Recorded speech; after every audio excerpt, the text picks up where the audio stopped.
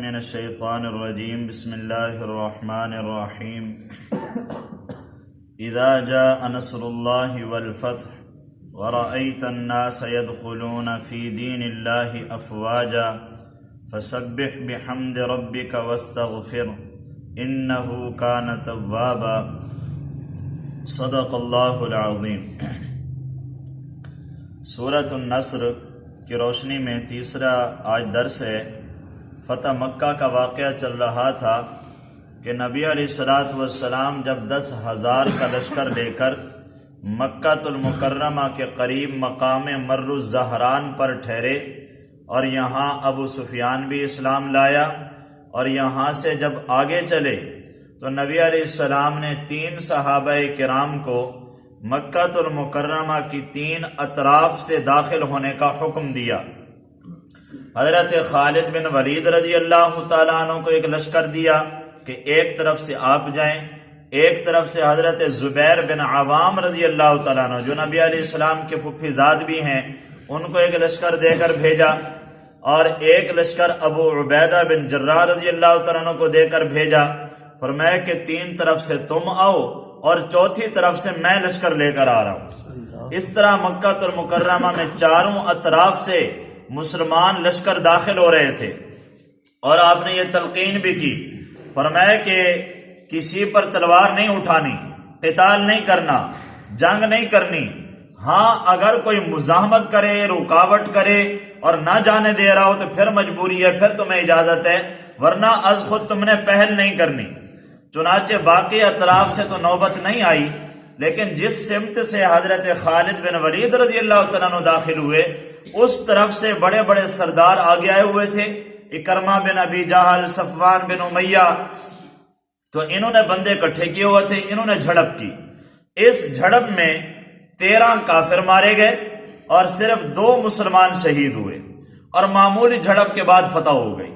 اور پھر تو ہر طرف سے مسلمانوں کے لشکر داخل ہوئے، اور مکے والے قریش کفار کچھ تو بھاگ کر حرم میں پناہ لے رہے تھے، کچھ ابو سفیان کے گھر میں داخل ہو کر پناہ لے رہے تھے، اور کچھ اپنے گھروں کے دروازے بند کر کے اندر بیٹھ گئے، اور قتال کے لیے، جنگ کے لیے کسی کی ہمت جرات نہیں ہوئی باہر آنے کی۔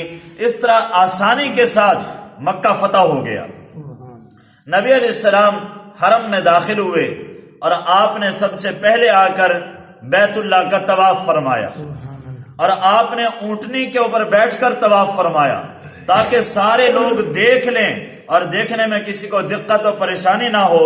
اور آپ نے طواف فرمایا۔ طواف فرمانے کے بعد پھر فرمایا کہ اب بیت اللہ کی چابی لے آؤ۔ اب بیت اللہ کی چابی عثمان بن طلحہ کے پاس تھی، اور بڑے عرصہ دراز سے اس کے پاس چابی چلی آ رہی تھی، اور 1 سال پہلے بھی آپ آئے تھے عمرے کی قضا کرنے کے لیے، جو حدیبیہ میں انہوں نے نہیں آنے دیا، عمرہ رہ گیا تھا۔ معاہدے کے مطابق اگلے سال سن 7 ہجری میں آپ آئے، 3 دن کی اجازت تھی، عمرہ کیا۔ اس وقت بھی آپ نے اس سے چابی مانگی تھی، لیکن عثمان بن طلحہ نے چابی دینے سے انکار کر دیا تھا۔ نبی علیہ السلام نے فرمایا تھا کہ عثمان، وہ وقت آئے گا کہ ایک دن یہ چابی میرے ہاتھ میں ہوگی، اور میں جس کو چاہوں گا دوں گا۔ اب اس وقت عثمان بن طلحہ کہتے ہیں کہ میں تو اس بات کو بڑی عجیب سمجھ رہا تھا، یہ کیسے ہوگا کہ مکے والے مر جائیں گے؟ تو کہنے لگا کہ آپ تب تک مجھ سے یہ چابی نہیں لے سکتے جب تک کہ مکے والوں کے سانس باقی ہیں۔ کیا مکے والے یہ مر جائیں گے آپ مجھ سے چابی لے لیں گے؟ تو کہنے لگا آپ مجھ سے چابی نہیں لے سکتے۔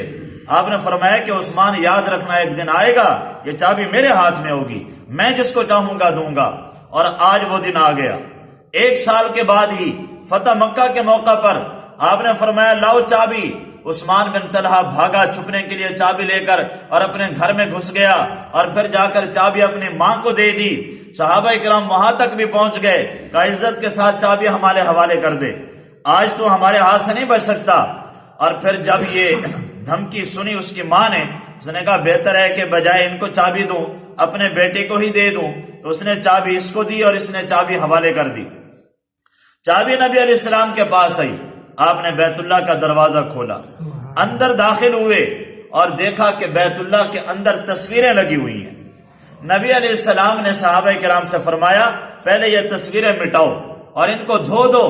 اور ان تصویروں میں عیسیٰ علیہ السلام کی تصویر، ان تصویروں میں ابراہیم علیہ السلام کی تصویر بنی ہوئی ہے، حضرت اسماعیل علیہ السلام کی تصویر بنی ہوئی ہے، اور ان کے ہاتھوں میں قسمت آزمائی کے تیر ان مکے والوں نے پکڑائے ہوئے تھے۔ آپ نے فرمایا کہ یہ مکے والے بھی جانتے ہیں کہ حضرت ابراہیم اور اسماعیل علیہ السلام نے کبھی یہ قسمت آزمائی کے تیر نہیں آزمائے تھے، کبھی انہوں نے یہ تیر نہیں چلائے تھے، یہ تو ان کی ایجاد کردہ ہے۔ کتنے بڑے ظالم ہیں کہ انہوں نے انبیاء کے ہاتھوں میں قسمت آزمائی کے تیر پکڑا دیے۔ تو حضرت عمر سے فرمایا یہ دیواریں دھو دو، بالکل کوئی نشان باقی نہ رہے۔ ساری تصویریں مٹا دی گئیں، اندر سے بیت اللہ کو صاف کر دیا گیا، اور پھر آپ اندر داخل ہوئے۔ آپ کے ساتھ حضرت بلال رضی اللہ تعالیٰ عنہ، آپ کے ساتھ حضرت اسامہ بن زید رضی اللہ تعالیٰ عنہ، یہ بھی ساتھ داخل ہوئے، اور آپ نے بیت اللہ کے چاروں کونوں میں نعرہ تکبیر بلند کیا، اللہ کا نام بلند کیا، اور پھر بیت اللہ کے اندر اس طرح صفوں میں تین تین ستون بنے ہوئے، تین ستون اگلی صف میں، تین ستون پچھلی صف میں۔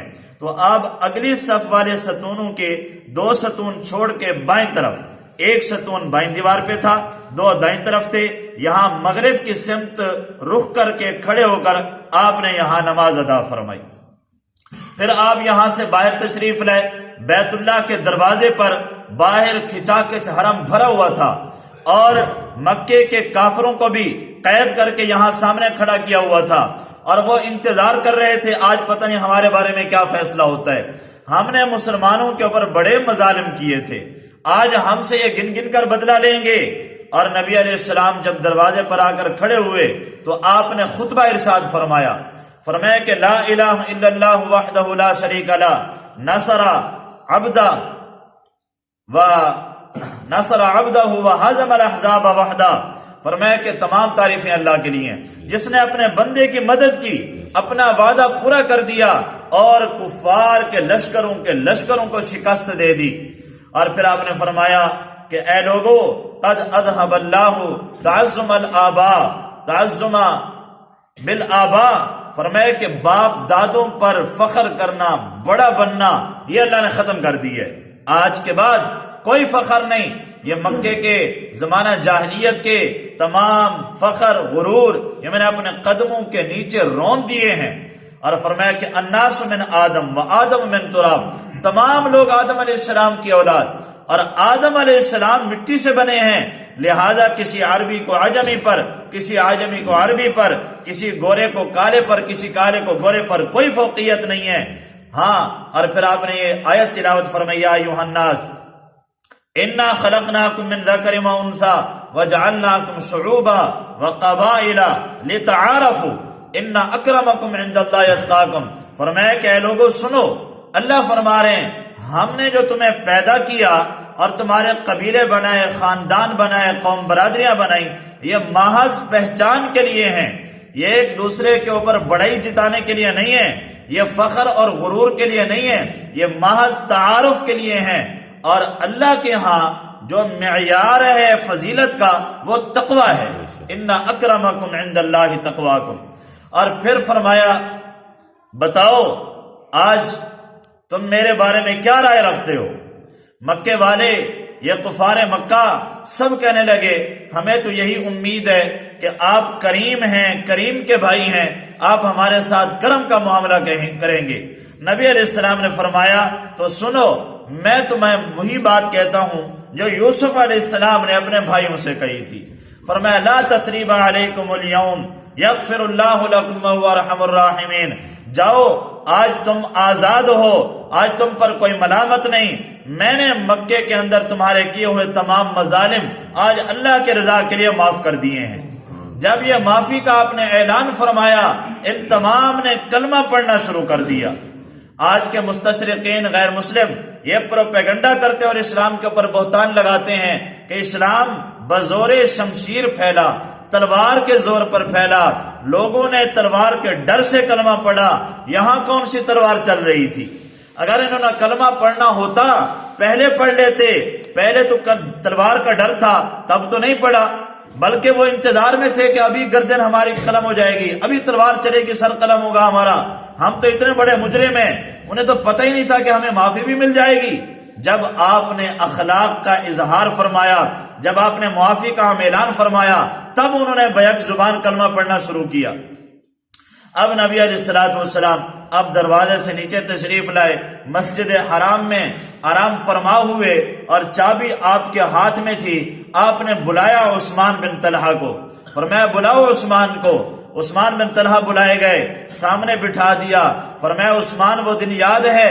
پچھلے سال میں آیا تھا، میں نے تجھ سے چابی مانگی تھی اور تو نے چابی دینے سے انکار کیا تھا۔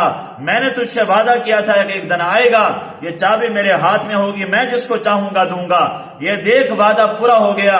عثمان بن طلحہ نے جب دیکھا تو کلمہ پڑھنا شروع کر دیا، کہنے لگے یا رسول اللہ واقعی وہ وعدہ پورا ہو گیا، میرے تو وہم و گمان میں نہیں تھا چابی آپ کے ہاتھ میں آئے گی، ایسا ہوگا، میں نے اپنی آنکھوں سے دیکھ لیا۔ انہوں نے کلمہ پڑھا اور مسلمان ہو گئے۔ حضرت علی رضی اللہ تعالیٰ عنہ بیٹھے تھے، کہنے لگے یا رسول اللہ یہ چابی ہمیں دے دیجئے۔ ویسے ہمارے خاندان کے پاس، یعنی خاندان بنی ہاشم کے پاس، حضرت عباس رضی اللہ تعالیٰ عنہ اس کام کے متولی ہیں کہ وہ زمزم کا پانی حجاج کرام کو پلاتے ہیں۔ اب یہ سقایت تو ہمارے پاس ہے، یہ حجابت یعنی چابی برداری کی نگرانی بھی ہمیں عطا فرما دیجئے، یہ دونوں خدمتیں ہم خود سر انجام دیں گے۔ ابھی حضرت علی نے یہ درخواست کی ہے، ابھی آپ نے کوئی فیصلہ نہیں کیا کہ وہی آ گئی، ان اللہ یأمرکم ان تؤدوا الامانات الی اہلیہا، کہ اللہ تمہیں حکم دیتا ہے کہ امانتیں امانت والوں کو واپس کرو۔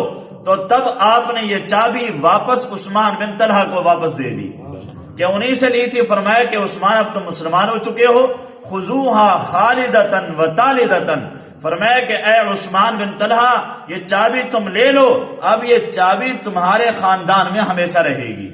لا ینزعها منکم الا ظالم، یہ چابی اب تم سے کوئی نہیں لے سکے گا سوائے ظالم کے، کوئی تم سے چابی نہیں چھین سکتا۔ اس وقت سے لے کر آج تک یہ چابی اسی صحابی حضرت عثمان بن طلحہ کے خاندان میں چلی آ رہی ہے۔ یہ چابی کہتے ہیں کہ ایک دفعہ ایک ایسا واقعہ ہوا، کسی بادشاہ نے اپنے اوپر چابی رکھنے کی کوشش کی، چابی ان سے چھین لی، تلوارہ جب تالا کھولنے لگا تالا کھلے ہی نہ، جب تک کہ اس خاندان کے ایک بچے کو نہیں بلایا گیا۔ وہ بچہ آیا، اس نے چابی لگائی، فوراً تالا کھل گیا کہ نبی علیہ السلام نے چابی اس خاندان کو عطا فرمائی۔ اور پھر ظہر کا ٹائم ہوا، سن 8 ہجری فتح مکہ ہے، ظہر کا وقت ہوا، آپ نے حضرت بلال رضی اللہ تعالیٰ عنہ سے فرمایا کہ بلال آج تم بیت اللہ کی چھت کے اوپر چڑھ کر آذان دو۔ یہ اعزاز، یہ شرف، یہ مقام و مرتبہ صرف ایک صحابی حضرت بلال رضی اللہ تعالیٰ عنہ کے حصے میں آیا، حالانکہ اس مجمع میں ابو بکر بھی موجود، عمر بھی موجود، عثمان و علی اور دیگر اکابر صحابہ رضوان اللہ تعالی علیہم اجمعین موجود ہیں، لیکن یہ مقام حضرت بلال کے حصے میں آیا۔ فرمایا کہ بلال آج بیت اللہ کی چھت کے اوپر چڑھ کر آذان دو، تم نے اللہ کے نام پر بڑی ماریں کھائی تھی اس مکہ میں، اس مکہ کے گلیوں میں آپ کو گھسیٹا گیا تھا، اس مکہ کے گلیوں میں آپ کے سینے پر پتھر کی چٹانیں رکھی گئیں، گرم ریت کے اوپر لٹایا گیا، آپ کو کوڑے مارے گئے تھے اور آپ کو کلمہ کفر پر مجبور کیا گیا تھا۔ آپ نے احد کہتے ہوئے یہ قربانی دی، آج اللہ نے آپ کو اعزاز بخشا ہے، بیت اللہ کی چھت کے اوپر چڑھ کر آذان دے۔ حضرت بلال رضی اللہ تعالیٰ عنہ چھت کے اوپر چڑھ کر آذان دے رہے، اور ادھر کفار سے یہ منظر دیکھا نہ گیا، کچھ کافر سرداروں سے یہ منظر نہیں دیکھا گیا، کفر کی یہ ذلت، کفار کی یہ ذلت اور اسلام کی عزت، مسلمانوں کی عزت دیکھی نہیں گئی۔ وہ تو جا کر چھپ گئے، مکہ ہی چھوڑ کر باہر چلے گئے، اور کچھ بیٹھے دیکھ رہے تھے یہ سارے منظر۔ اور اسی حرم کے صحن کے اندر ابو سفیان جو مسلمان ہو چکے ہیں یہ بھی موجود ہے، عتاب بن اسید سردار یہ بھی موجود، حارث بن ہشام ابو جال کا بھائی یہ بھی موجود۔ ابھی یہ دو مسلمان نہیں ہوئے تھے، یہ آپس میں بیٹھ کر تبصرہ کر رہے ہیں۔ عتاب بن اسید کہہ رہے لقد اکرم اللہ اسیدہ، اللہ نے میرے باپ کے ساتھ عزت کا معاملہ کیا کہ یہ دن دیکھنے سے پہلے ہی اسے دنیا سے اٹھا لیا، کاش کہ اسے یہ دن دیکھنا نہیں پڑا کہ وہ اس سے دیکھا نہ جاتا یہ منظر۔ اور پھر اس نے جو الفاظ کہے وہ نازیبہ الفاظ تھے کہ ایک کالا کوا ایک کالی عمارت کے اوپر چڑھ کے اذان دے رہے اور یہ منظر ہم نے دیکھنا تھا۔ ابھی اس نے یہ بات کی، ادھر سے حارث بن ہشام بولا، کہنے لگا ہاں یہ مقام و مرتبہ ان کو سوائے بلال کے اور کوئی نہیں ملا تھا اذان دینے کے لیے، کسی اور سے دلوا دیتے۔ یہ اپنے تبصرے کر رہے تھے۔ ابو سفیان سے کہا تو کیا کہتا ہے؟ اس نے کہا میں کچھ نہیں کہتا، لو تکلمت لاخبرت به هذه الحسبہ، فرمایا کہ اگر میں نے کوئی بات کی تو یہ حرم کے کنکر بھی نبی کو اطلاع دے دیں گے، یہ ان تک بات پہنچ جائے گی، میں کچھ نہیں کہتا۔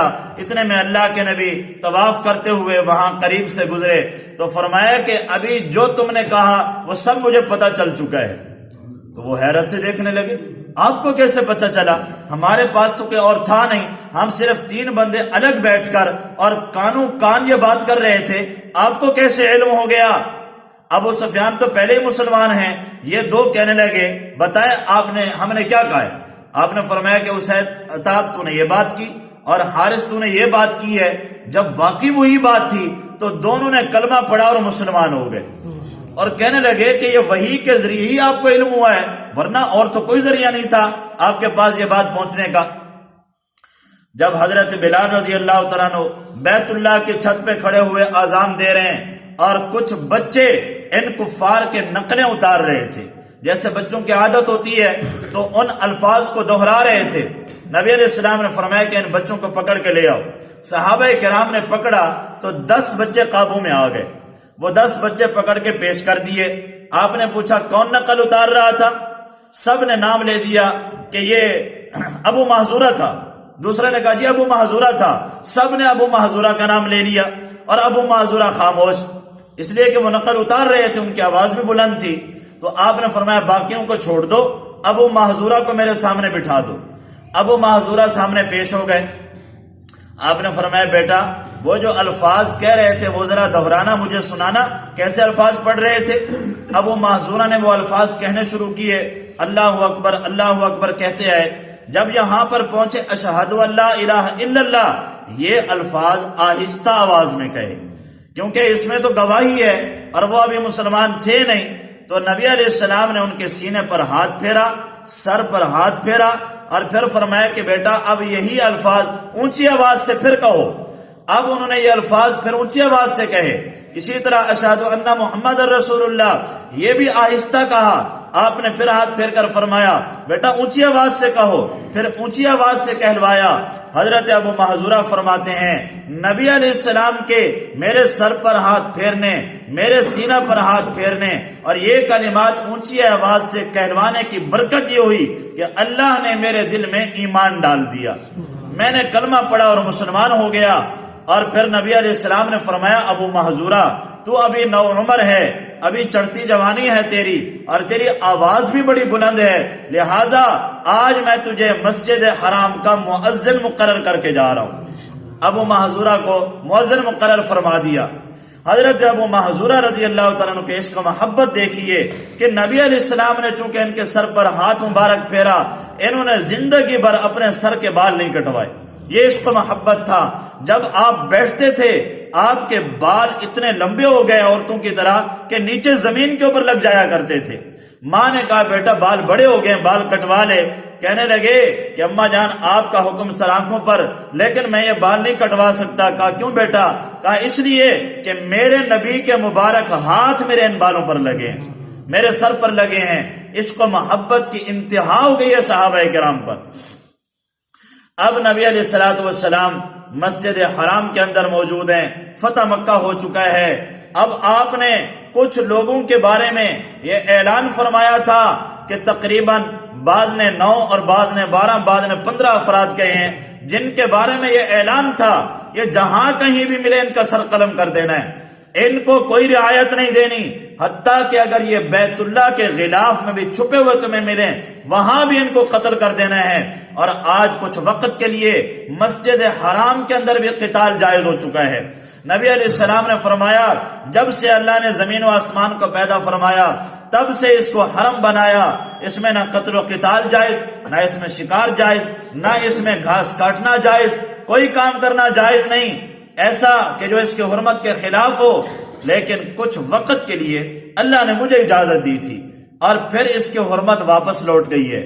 کل کو کوئی یہ دلیل نہ بنا لے کہ نبی علیہ السلام نے بھی تو یہاں قتال کیا تھا، ان کے لیے یہ حلال ہو گیا تھا، یہ محض میرے لیے کچھ وقت کے لیے عارضی طور پر ہوا ہے، دوبارہ اس کی حرمت واپس ویسے لوٹ گئی ہے۔ اب نبی علیہ السلام نے جن لوگوں کے بارے میں کہا تھا یہ جہاں کہیں ملیں ان کو قتل کر دینا ہے، ان میں واشی ابن حرب ہے۔ واشی ابن حرب جس نے نبی علیہ السلام کے چچا حضرت امیر حمزہ رضی اللہ تعالیٰ عنہ کو احد کے مقام پر نیزہ مارا تھا اور شہید کیا تھا۔ اسی طرح ابن اختل، حبار بن اسود، عبداللہ بن ابی سرا اور بھی کچھ اور سردار بھی تھے، ان کے بارے میں سخت آرڈر تھا۔ اب مکے کے بڑے بڑے سردار وہ تو مکہ چھوڑ کر بھاگ گئے۔ ابو جہل کا بیٹا اکرمہ مکہ چھوڑ کر بھاگ گیا، یمن کے راستے جدہ کی طرف یہاں چلا گیا، اور کشتی تیار تھی، جا کر کشتی میں بیٹھ گیا، کشتی چل پڑی اور کشتی کنارے سے کافی آگے چلی گئی تھی، اور ادھر ابو جہل کی بہو یعنی اکرمہ بن ابی جہل کی بیوی وہ مسلمان ہو چکی ہے، نبی علیہ السلام کے پاس آئی، کہنے لگی یا رسول اللہ آپ میرے خامد اکرمہ کو امان دے دیں، وہ ڈر کے مارے مکہ چھوڑ کر بھاگ گیا۔ نبی علیہ السلام نے فرمایا کہ اگر تو کہہ رہی ہے تو میں نے اسے امان دے دی، آرڈر تو سخت ہے قتل کے، لیکن تو کہہ رہی ہے تو میں نے امان دے دی۔ کہنے لگے یا رسول اللہ میں اس کو بلانے کے لیے جاؤں، ایسے تو وہ یقین نہیں کرے گا، مجھے کوئی علامت اور نشانی بھی دے دے۔ تو نبی علیہ السلام نے اپنی چادر مبارک دی، فرمایا کہ یہ علامت اور نشانے کے طور پر لے جا۔ وہ پیچھے پیچھے گئی اور کشتی چل چکی تھی، تو اس نے کنارے کے اوپر کھڑے ہو کر وہ چادر لہرائی اور آواز دی اکرمہ واپس آ جا، امان لے آئی ہوں تیرے لیے۔ تو اس نے کشتی واپس مڑوائی، کنارے پہ آیا اور کہنے لگا واقعی امان مل چکی ہے؟ کہا جی بالکل امان مل چکی ہے، یقین نہ آئے تو یہ دیکھ میں اس نبی کی چادر بھی لائی ہوں۔ جب چادر دیکھی تو اکرمہ کو یقین آ گیا۔ اب اکرمہ پیش ہوا نبی علیہ السلام کے سامنے اور گزشتہ کی معذرت مانگی، نبی علیہ السلام نے معاف فرمایا، تو انہوں نے کلمہ پڑھا اور مسلمان ہو گئے۔ ابو جہل خود تو مسلمان نہیں ہوا، لیکن بیٹا مسلمان ہو گیا، بہو مسلمان ہو گئی، ان کا بھائی حارث بن ہشام وہ بھی مسلمان ہو گیا۔ اب اور سردار صفوان بن امیہ وہ بھی ڈر کے مارے بھاگ گیا، میرے بھی بڑے مظالم ہیں، تو اس نے بھی جدہ کا راستہ لیا تھا۔ تو ان کا ایک دوست تھا عمیر بن واہب، یہ سن 6 ہجری میں مسلمان ہو چکے تھے۔ تو انہوں نے کہا کہ یا رسول اللہ صفوان میرا دوست ہے، آپ امان دے دیں تو آپ کی بڑی مہربانی ہوگی، آپ کے اگرچہ آرڈر تو قتل کرنے کے ہیں، آپ نے فرمایا کہ اگر تم کہتے ہو میں نے تمہیں امان دے دی ہے۔ تو کہنے لگا یا رسول اللہ میں جاؤں گا بلانے، وہ مانے گا نہیں، کوئی علامت دیں۔ آپ نے اپنے پگڑی مبارک امامہ مبارک دے دیا، فرمایا کہ یہ نشانی ہے، یہ لے کر گئے، علامت دکھا کر واپس لائے۔ صفوان پیش ہوا، آپ نے دین پیش کیا، تو صفوان کہنے لگا کہ مجھے سوچنے کا ٹائم دے، مجھے 2 مہینے کا ٹائم دے۔ آپ نے فرمایا 2 مہینے کیا، تجھے 4 مہینے کا ٹائم ہے، 4 مہینے کا ٹائم ہے، سوچ لے۔ لیکن زیادہ دن نہیں گزرے، ان کے دل میں ایمان پختہ ہو گیا اور انہوں نے بھی کلمہ پڑھا اور مسلمان ہو گئے۔ ابھی یہ فتح مکہ کا واقعہ کچھ چل رہا ہے، باقی انشاءاللہ کل ہوگا اس کا بیان۔ الحمدللہ رب العالمین والعاقبۃ